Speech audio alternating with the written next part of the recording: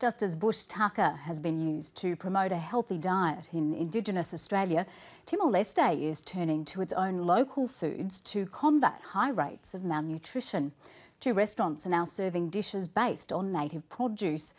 Many Timorese see Indigenous plants as poverty food, so an Australian-funded project is educating them about the health value of eating local. Southeast Asia correspondent Anne Barker reports. This is bush tucker, Timorese style. Indigenous foods like kumbili, moringa and wild yam have sustained populations here for centuries.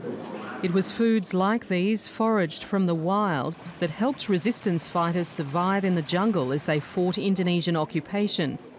But despite their proven nutrition, these foods are now barely known. Cheap imports mean traditional crops have been forgotten. It was considered something that would make you slow, lazy, stupid, that if you wanted to be smart, you should eat white rice.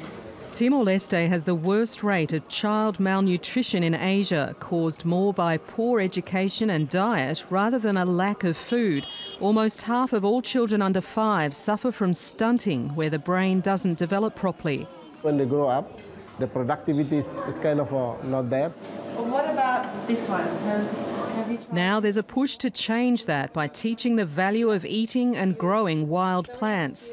Alva Lim runs the Australian aid-funded program Timor-Leste Food Lab. If we can create a demand in Dili, young Timorese cooking with it, loving that food, and you'll see more of it come into the market.